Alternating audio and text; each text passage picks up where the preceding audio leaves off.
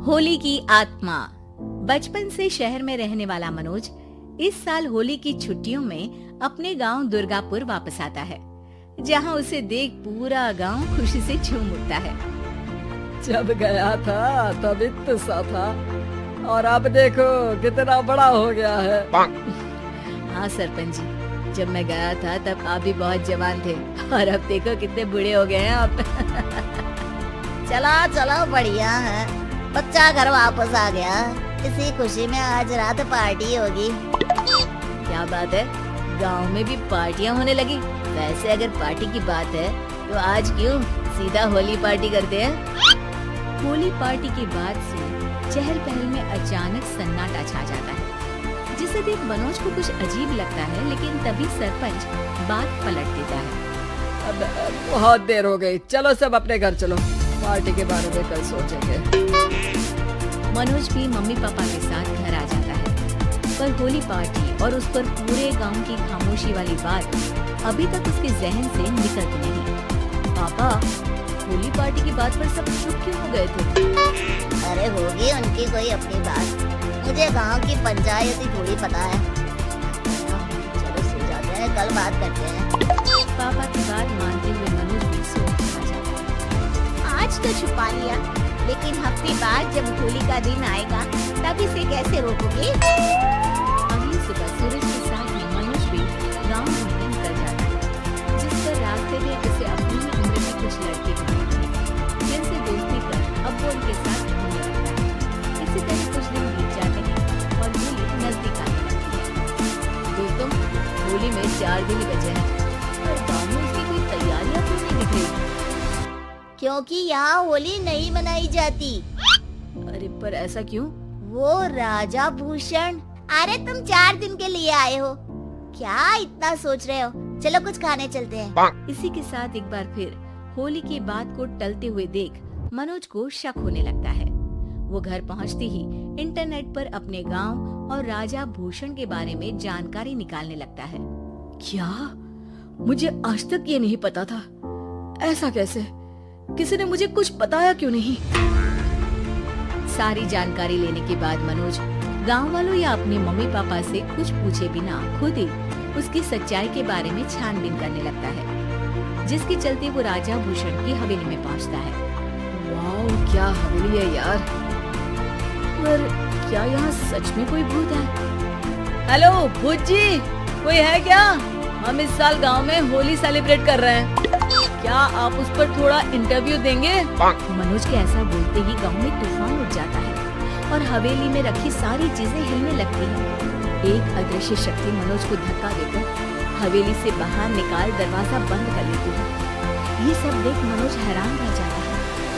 क्या अभी मुझे हवा ने धक्का देकर बाहर निकाल दिया? मेरे होते हुए इस गांव में कभी होली नहीं बन सकती, इसलिए दोबारा ऐसी कोशिश भी मत करना, अंजाम बुरा होगा। आवाज सुन मनोज हैरानी से इधर उधर देखने लगता है, पर उसे कोई दिखाई नहीं देता।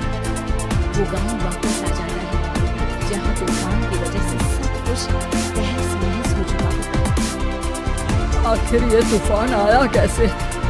ना ऐसा कोई मौसम था और ना ही हमने होली का त्योहार मनाने की बात की थी।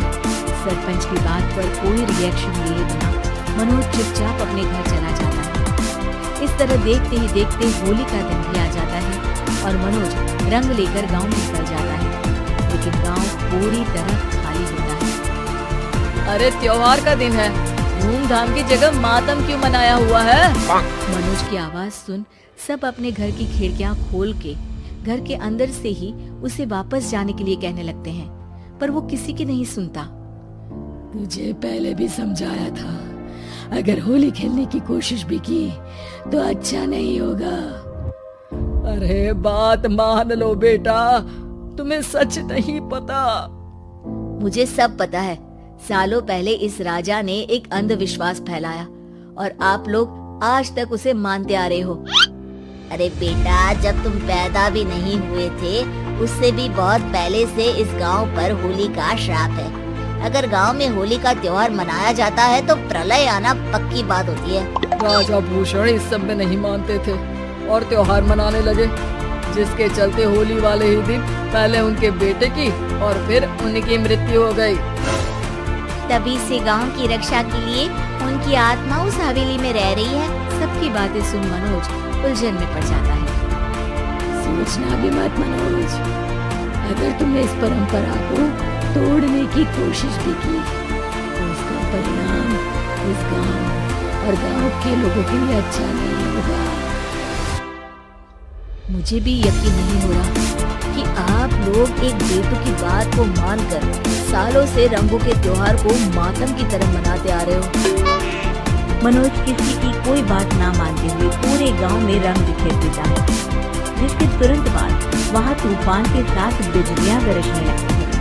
अचानक मौसम में ऐसा बदलाव देख जहां मनोज कंफ्यूजन में आ जाता है, वहीं गांव वाले डर से सहम जाते हैं।